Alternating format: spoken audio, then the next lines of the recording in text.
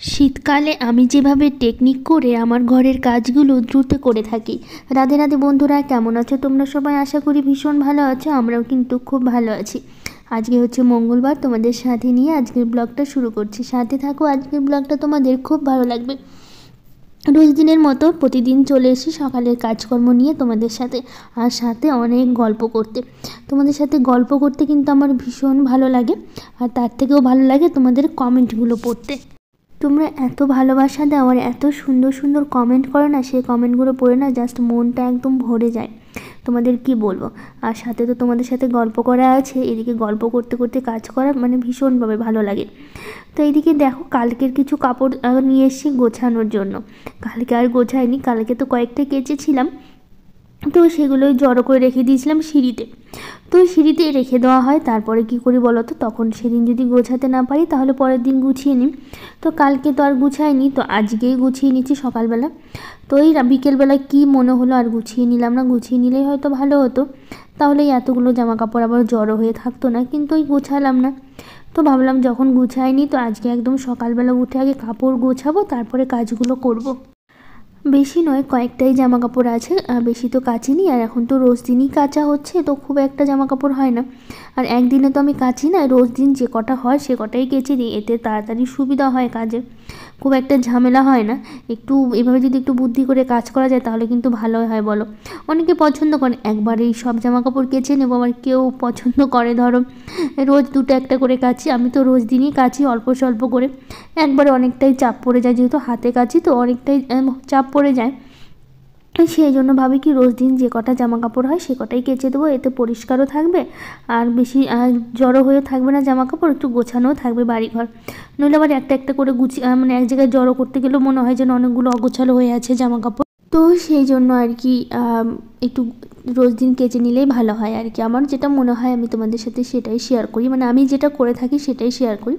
আর যার যেমন পছন্দ সে তো সেভাবেই কাজ করবে। আমার এইভাবেই কাজ করতে ভালো লাগে, তার জন্য আমি এভাবেই কাজ করি। তো আজকে কিন্তু খুব সকালবেলা ঘুম থেকে উঠেছি, কেন সেটা একটা কারণ আছে, সেটা তোমাদের সাথে অবশ্যই বলবো। তো খুব সকালবেলা উঠেছি, 6টার আগেই কিন্তু আজকে ঘুম থেকে উঠে পড়েছি, তারপরে কাজ শুরু করে দিয়েছি। আর হচ্ছে বাবা ছেলে তো এখনও ঘুমোচ্ছে, এখনও ওরা ঘুম থেকে ওঠেনি, কারণ ওরা তো রোজ দিন দেরি করে উঠে, তার মধ্যে আজকে আমি এত সকালে ঘুম থেকে উঠেছি, তাহলে ভাবো ওরা কত দেরি করে উঠতে পারে। তো যেগুলো কাজ আছে আমি সেগুলো ভাবলাম করে নেব, তারপরে হচ্ছে ওদের ডেকে নেব তখন, যদি না ওঠে তারপরেও, কারণ বিছানাটা গুছিয়ে নিলে একবারেই ভালো হয়, তখন পরে আবার সেভাবে গোছানো হয় না, কারণ এদিকে আমি রান্নায় চলে যাই না, রান্নার ব্যস্ততা নিয়ে থেকে যায়, তখন হচ্ছে এদিকে আবার ঘরটা অগোছালো হয়ে থাকে, তখন আমার ভালো লাগে না। তো তার জন্য এদিকে রান্না করার আগে যদি ঘর বাড়িগুলো একটু গুছিয়ে নিতে পারি তো তার জন্য একটু ভালো হয় আর কি। তো ওই ঘরটা তো ভালো করে ঝাড় দিয়ে এখন ডাইনিংটা ঝাড় দিচ্ছে। আর আজকে হচ্ছে তাড়াতাড়ি ওঠার কারণ আজকে বাবানের রেজাল্ট দিবে, তো সেটাই রেজাল্টটা নিতে যাব। তার মধ্যে তো পরীক্ষা হয়ে গেছে, সব কিছুতে তোমরা জানো, খেলাও হয়ে গেছে কমপ্লিট, শুধু রেজাল্টটা বাকি আছে, তারপরে তো আবার ভর্তি আছে, তারপর তো আবার নতুন ক্লাস থেকে শুরু হবে পড়াশুনো। তো সেই জন্য আর কি আজকে রেজাল্ট দেবে। আর বাবানের পাপাই যেহেতু আনতে, কিন্তু বাবানের পাপার স্কুলেও আজকে রেজাল্ট আছে, তো ওকেও আবার স্কুলে যেতে হবে। আর তার মধ্যে পিমনের স্কুলের হচ্ছে, মানে বাবানের স্কুলের হচ্ছে আর রেজাল্ট হচ্ছে 12টা থেকে শুরু, আর বাবানের পাপার তো সেই 10টার মধ্যে বেরিয়ে যেতে হবে, তো সেই জন্য ওই রেজাল্টটা নিতে পারবে না, তো সেই জন্য বললো আমাকেই যেতে হবে আর কি। তাই হলো আমাকে যেতে হবে, তো তো আমিই যাব, তো সেই জন্য সব কাজ সেরে তারপরে তো বেরোতে হবে। তো 12টা থেকে রেজাল্ট দেবে যেহেতু, তো 11:30টার মধ্যে আমাকে বেরিয়ে যেতে হবে, তো 11:30টার মধ্যে আমাকে সব কাজ কমপ্লিট করতে হবে, এদিকে কাজ যা যা কাজ আছে ঘরে সব কাজ কমপ্লিট করে তারপরে বাবার রেজাল্ট নিতে যেতে হবে। তো এইদিকে ঘরগুলো ঝাড় দিলাম, কিন্তু আমাদের ঘরটা এখনও গোছাতে পারিনি, ওরা এখনও ঘুমোচ্ছে। তো ভাবলাম কি ঘরগুলো ঝাড় দিলাম যখন, তো ঘরটা আগে মুছে নিই। আসলে বাইরে ঝাড় দিতে চেয়েছিলাম, তো বাইরেটা খুব একটা পরিষ্কার হয়নি, যেহেতু 6টার আগে ঘুম থেকে উঠেছি, তো তো বুঝতেই পারছো অত সকালবেলা বাইরেটা পরিষ্কার হয় না, কুয়াশায় ঢাকা থাকে। তো ভাবলাম বাইরেটা একটু পরিষ্কার হোক, ততক্ষণ এদিকে ঘর বাড়িগুলো বাকি কাজগুলো করে নিই, ততক্ষণে বাইরেটাও বেশ সুন্দর পরিষ্কার হয়ে যাবে। তো সেই জন্য আর কি এই যে বাবানের পাপা ওরা এখনও ঘুমোচ্ছে, এদিকে দেখো ফ্যান চালিয়ে দিয়েছি যাতে তাড়াতাড়ি শুকিয়ে যায়। আর এই টাইমে যদি ঘর মোছা হয় না, মানে বাবা ছেলে মানে বাড়িতে সবাই থাকে, বাবানের পাপা দুজনেই থাকে, তো সেই জন্য এই টাইমটা তো ঘর মুছে না, একটু ফ্যানটা চালিয়ে দিলে তাড়াতাড়ি শুকিয়ে যায়। আর আমার তো লাগছে প্রচণ্ড ঠান্ডা, এর মধ্যে ঠান্ডার মধ্যে তার মধ্যে ধরো ফ্যান চলছে, আসলে ফ্যান চালিয়ে দিলে শুকিয়ে যায় তাড়াতাড়ি, তাহলে ওই যে সবাই একটু হাঁটাচলা করতে সুবিধা হয়। আর মোছার পর তো কেউ হাঁটতে পারে না যতক্ষণ না শুকায়, আর ফ্যান না চালালে তো অনেকটা সময় লাগে শুকোতে, তো অতক্ষণ তো আর বাইরে গিয়ে দাঁড়িয়ে থাকা সম্ভব নয়। তো সেই জন্য যখনই ঘর মুছি না তখনই কী করি বলো তো, সব ঘরের ডাইনিংয়ের ফ্যানগুলো চালিয়ে দিই আমি, তাহলে বেশ সুন্দর হচ্ছে মানে শুকিয়ে যায়, তাড়াতাড়ি সময় লাগে না। তো এখন আমাদের ঘরটা পরিষ্কার করতে পারিনি, ওদের তো ডাকতে হবে ভাবছি। তো এদিকে দেখো বাইরেটা বেশ পরিষ্কার রয়েছে, কিন্তু কুয়াশা কিন্তু দূর থেকে বোঝা যাচ্ছে ভালোই কুয়াশা আছে। তো যাই হোক, তবু তো কাজগুলো করতে হবে। এদিকে বাইরের কুয়াশার জন্য তো আর চুপচাপ বসে থাকলে চলবে না, বাইরের ঝাড়ঝাঁটা তো দিতেই হবে। তো এদিকে ঘরগুলো মুছে তারপর বাইরের ঝাড়ঝাঁটা দিব। তো আবার ঘর আমাদের বেডরুমটা আছে, ওটাও পরিষ্কার করতে হবে, ওটা পরিষ্কার করব। তো সেই জন্য ভাবলাম কি আগে এইদিকে কাজগুলো সারি, তো করতে করতে ওইদিকে ওরাও উঠে যাবে, অনেকটা সময় হয়ে যাবে। আর বাইরেটা এখন বেশ সুন্দর পরিষ্কারও হয়ে গেছে, বেশি কুয়াশা নেই এখন। যখন উঠেছিলাম তখন তো পুরো অন্ধকার প্রায় লাগছিল বাইরেটা একদম, তো মনে হচ্ছে যেন এখনও রাত আছে জানো তো। আর শীতের দিন তো অনেকটাই মনে হয় যেন রাত। আর তার মধ্যেও কালকে তো বড়দিন, যেহেতু বুধবার দিন বড়দিন পড়ছে, তো কালকে থেকে তো মোটামুটি দিনটা একটু বড় হতে শুরু করবে। তো বেশ ভালোই হবে, কাজ করতে সুবিধা হবে। নইলে না এই ছোটো দিনের বেলায় না কাজ করে একদমই আগায় না কাজগুলো, দিনটা যে কীভাবে পার হয়ে যায় বোঝাই যায় না আর কি এই ছোটো দিনের বেলার জন্য। ছোটো দিনের বেলায় তো কাজ করে একদমই আরাম নেই, এমনিতেই এত দেরি করে ওঠা হয়, ঠান্ডার জন্য তো উঠতে ইচ্ছে করে না। তবু যত তাড়াতাড়ি পারি উঠে পড়ি, 6টার মধ্যে তো প্রায় রোজই উঠে পড়ি। মাঝে মধ্যে কখনো একটু ইচ্ছে করে দেরি করে উঠি, মানে যেদিন ছুটির দিন থাকে সেই দিনগুলোই মাঝে মধ্যে একটু দেরি করে ওঠা যায়। তো ওই যে বললাম না, বলতে বলতে ওরা কিন্তু উঠে পড়েছে, বাবানের বাবা উঠে পড়েছে, বাবান এখনও ওঠেনি।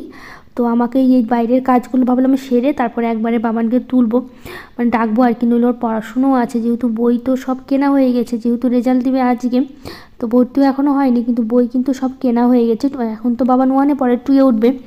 তো 2-এর কিন্তু সব বই কেনাকাটা মানে কেনাকাটা তো হয়ে গেছে, এর আগের ব্লগে তোমাদের সাথে সবটাই শেয়ার করেছি। তো বাবানের তো পড়াশোনা একদমই শুরু হয়ে গেছে। তো এইদিকে দেখো, এবং ঘরের সব কাজগুলো সেরে নিলাম, বাইরের কাজগুলো একদমই মোটামুটি সব করে নিয়েছি। তো বাবানকে উঠালাম, জানো তো উঠতে চায় না ঠান্ডার মধ্যে, ছেলেটাও উঠতে চায় না, কত কষ্ট বলো তো। তো সব বাবানকে টেনে তুলে উঠালাম, উঠিয়ে একটু কোলে নিয়ে জানো তো বাইরের বাবানের পাপার কোলে দিয়ে আসলাম, এরকমই করতে হয় সকালবেলা করে। যখন উঠতে চায় না তখন কি করি বলো তো, এভাবে উঠিয়ে কোলে নিয়ে তারপরে হচ্ছে ওর পাপার কোলে দিয়ে আসি। তো এই যে দেখো পাপার কোলে কিছুক্ষণ ছিল, তারপরে এই যে সোয়েটার পরে আমার পাশে এসে দাঁড়িয়েছে। মানে কী যে কথা বলছিলাম আমি আর বাবা না, আমি না সত্যি ভুলে গেছি, তাহলে তোমাদের সাথে একটু শেয়ার করতাম, আসলে আমার একদমই মনে নেই। তো এদিকে কী যে বলছিল ওই আমার কাছে এসে, তো ওইদিকে বাবানকে ওঠালাম, বাবান তো এখন বাইরে ব্রাশ করছে, ওই আমার কাছে আসলো, তারপর আবার ওর পাপার কাছে গেল। তারপর এখন এই যে বিছানাটা গুছিয়ে এখন ভালো করে বিছানাটা একটু ঝেড়ে নিচ্ছি, ঝেড়ে নিলে একদম বিছানা গোছানো কমপ্লিট। তারপর এটা ঝাড় দিতে হবে, ঘরটা এখনও ঝাড় দেওয়া হয়নি। তো ঝাড় দিয়ে তারপরে হচ্ছে আবার ঘরটা মোছাও বাকি আছে, যেহেতু সব মুছে নিয়েছি, শুধু এই ঘরটা মোছা হয়নি। বাবান ঘুমোচ্ছিল না, তো লাইট জ্বালালে ঘুমের অসুবিধা হবে দেখে এই ঘরের কোনো কাজই করতে পারিনি, দুজনেই তো ঘুমাচ্ছিল, বাবানের পাপা। তো ভাবলাম কি ওরা উঠার পরে তারপরে হচ্ছে ঘরটা গুছিয়ে নেব, তো সেই জন্য এটাই করলাম আর কি। তো এখন হচ্ছে ভালো করে ঝাড় দিয়ে দিচ্ছি। আর এই ঘরটায় না সব থেকে বেশি এমন নোংরা হয়, কারণ বাকি ঘরগুলো ঝাড় দিলেও না একটুও ধুলো বেরোয় না, সামান্য একটু বেরোয়, কিন্তু এই ঘরটা যতই ঝাড় দিই যতই পরিষ্কার করি তারপরেও সব থেকে কিন্তু এই ঘরটাই বেশি পরিষ্কার করা হয়, কিন্তু থাকা হয় এই ঘরে, তার জন্য নোংরাটা হয় এই ঘরে। এত নোংরা হয় মনে হবে কি যেন হচ্ছে কতদিন আমি ঝাড় দিই না আর কি। দিনে কিন্তু 4-5 বার আমার এই ঘরটা ঝাড় দেওয়া হয়ে যায়, অনেকবার করে ঝাড় দিই, 3-4 বার তো ঝাড় দেওয়া হয়ে যায়। কিন্তু দেখো কত নোংরা বেরোলো, মনে হচ্ছে যেন কয়েকদিন ধরে ঝাড় দেওয়া হয় না, কিন্তু বিশ্বাস করো দিনে 4-5 বার আমার ঝাড় দেওয়া হয়ে যায় এই ঘরটা, তারপরও এই ঘরে এত নোংরা আর কি। আসলে ওই সন্ধ্যার পরে বাবানের পাপা হচ্ছে বাবানকে পড়াতে বসায়, তখন ওই রোলগুলো কেটে কেটে তারপর ইরেজার দিয়ে যে মুছে না, ওগুলোই সব থেকে বেশি নোংরা হয়। তারপর রোলগুলো কাটে, তো ওগুলো তো ফেলে দেয় নিচে, তো ওভাবেই থাকে, রাতে করে তো আর ঝাড় দেওয়া হয় না শোয়ার আগে, তখন তো এভাবেই থেকে যায় ঘরের মধ্যে। তো ঝাড় দেওয়ার পর না ওগুলো সব থেকে বেশি ঝাড় দেওয়ার পর বেরোয়। তো যাই হোক, এদিকে দেখো সব কাজ সেরে নিয়েছি, বাসি যা যা কাজ ছিল। তারপরে চলে এসেছি রান্নাঘরে, একদম ফ্রেশ হয়ে চলে এসেছি। তো আমি সকালবেলা করে তো লেবু জল খাই, তো এই যে দেখো আমার জন্য 1 গ্লাস লেবু জল নিয়ে নিলাম, নিয়ে তো বাবানের জন্য এখন ছাতু রেডি করছি। মানে ও তো রোজ দিন সকালবেলা করে ছাতু দিই একটু সামান্য ছাতুর মধ্যে মুড়ি দিয়ে দিই, তো ও বেশ সুন্দর খায়, ও খুব পছন্দ করে ছাতু খেতে, তো সেই জন্য ওকে সবসময় ছাতু দেওয়াই হয়। তো কোয়েল দে দিদিভাই বলেছে, দিদিভাই তোমার ভিডিও দেখতে খুব ভালো লাগে, থ্যাংক ইউ। আর কেমন আছো দিদিভাই? আমি তো খুব ভালো আছি, আর তুমি কেমন আছো অবশ্যই কিন্তু আমাকে জানাতে ভুলবে না, অবশ্যই জানিও যে তুমি কেমন আছো। আর আমরা তো সবাই খুব ভালো আছি, আর তোমাকে অনেক অনেক ভালোবাসা দিদিভাই। তো এইদিকে দেখো আজকে রান্না করব, মাছের ঝোল রান্না করব আর করব হচ্ছে বেগুন ভাজা করব। তো সেই জন্য হচ্ছে এইদিকে দেখো আমি মাছের আর একটু বেগুন পোড়াও করব। তো বাবানের পাপা বললো কি একটু বেগুন পোড়া করতে, ওর হচ্ছে বেগুন পোড়া খেতে খুব ইচ্ছে করছে, আর আমার আবার বেগুন ভাজাটা খেতে ভীষণ ভালো লাগে, তার মধ্যে সবথেকে শীতের বেগুন তো আমার সবথেকে বেশি ভালো লাগে, তো সেই জন্য সেটাই করব। আর পাশে ভাত বসিয়ে দিয়েছি আর এদিকে মাছের ঝোলটা দুটো একসাথে করে নিচ্ছি। তো লক্ষ্মী কুণ্ডু দিদিভাই বলেছে বাবানের পাপা কোন স্কুলের টিচার প্রিয়াঙ্কা? তো বাবানের পাপা হচ্ছে লক্ষ্মীপুর হাই স্কুল আছে এখানে, মানে 21 মাইল যেটা বলে জায়গার নাম। তো ওখান থেকে একটু অনেকটাই ভেতরে যেতে হয়, তো স্কুলের নাম হচ্ছে লক্ষ্মীপুর হাই স্কুল, মানে হচ্ছে জায়গাটার নাম তো লক্ষ্মীপুর, তো সেই থেকেই আর কি স্কুলের নামটা দিয়েছে লক্ষ্মীপুর হাই স্কুল। তো এদিকে দেখো মাছের ঝোলের জন্য আমি মশলার সাথে খুব ভালো করে আলু দিয়ে কষিয়ে নিচ্ছি, আর নতুন আলু দিয়ে কিন্তু রান্না করছি, যেহেতু নতুন আলু এনেছে পরশুদিন বাজার থেকে, তো সেই আলুগুলোই আছে, তো আপাতত সেই আলুই খাওয়া হচ্ছে। আর আজকে জানি না ভয়েস দিদিতে গলায় আটকে যাচ্ছে কথাবার্তা, মনে হচ্ছে কেমন যেন লাগছে, আমি না ঠিক বুঝতে পারছি না, কথা বলতে বলতে না হঠাৎ করে যেন গলায় কেমন করছে আর কি। তো যাই হোক এদিকে দেখো মাছের ঝোলটা প্রায় হয়ে গেছে, মাছগুলো দিয়েছি আর কিছুক্ষণ ফুটিয়ে নিলেই কিন্তু আমার মাছের ঝোলটা হয়ে যাবে।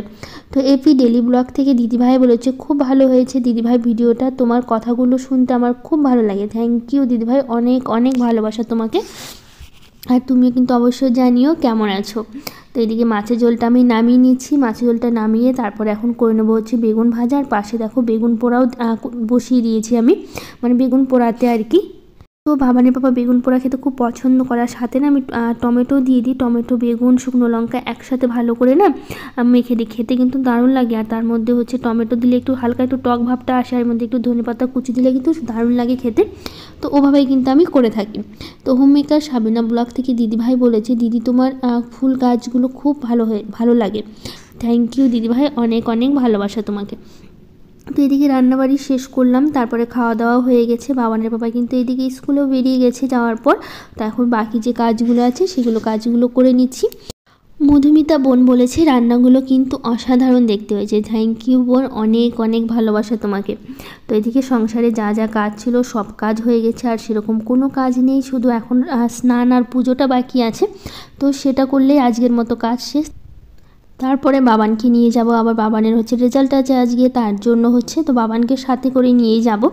তো বাবান একা একা থাকবে, যেহেতু শাশুড়িমা বাড়িতেই থাকবে, তো ওনার তো একটু অসুবিধা হয়, তোমরা তো জানোই শাশুড়িমা খুব অসুস্থ, তো এইভাবে বাবানকে রেখে যাওয়াটা ঠিক হবে না, তো সেই জন্য ভাবলাম কি যে বাবানকে নিয়ে যাই সাথে করে, তো ওকে কিন্তু সাথে করে নিয়েই যাব আমি।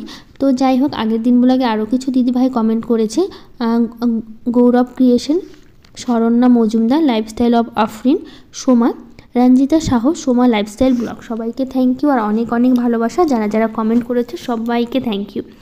তো এদিকে আমি স্নান করে নিয়েছি, স্নান করে না একবারেই ভাবলাম চুড়িদারটা পরে নিই, যেহেতু বাবানকে নিয়ে যাব আবার স্কুলে যাব রেজাল্টের জন্য, তো ভাবলাম তো একটু পরে তো আমাকে বেরোতে হবে, তো একবারে চুড়িদারটা পরে নিই তাহলে ভালো হবে আর কি, অনেকটা এগিয়ে থাকবে কাজগুলো, তো সেই জন্য আর কি একবারে রেডি হয়ে নিয়েছি, মানে চুড়িদারটা পরে নিয়েছি, পরে একবার পুজো দিয়ে তারপরে চুলটা একটু শুকিয়ে নেবো, যেহেতু একটু শ্যাম্পু করলাম, তো চুলটা শুকিয়ে নিয়ে তারপরে হচ্ছে একটু বাবানকে রেডি করবো, বাবানকে আবার স্নান হয়নি এখনও, বাবানকে স্নান করানো বাকি আছে, তো ওকে স্নান করাতে হবে, তারপর রেডি করাতে হবে, তারপরে দুজনে মিলে একসাথে বেরিয়ে পড়বো আর কি। তো বেশি সময় লাগেনি যখন আমরা গিয়েছিলাম আর কি, গিয়ে ওই 1:30টার মধ্যে বাড়ি চলে এসেছি আর কি, যেহেতু 12টার মধ্যে রেজাল্টটা শুরু করেছে দেওয়া, সব ক্লাসের দেওয়া শুরু করেছে, তারপরে বাবানকে দিল আর কি।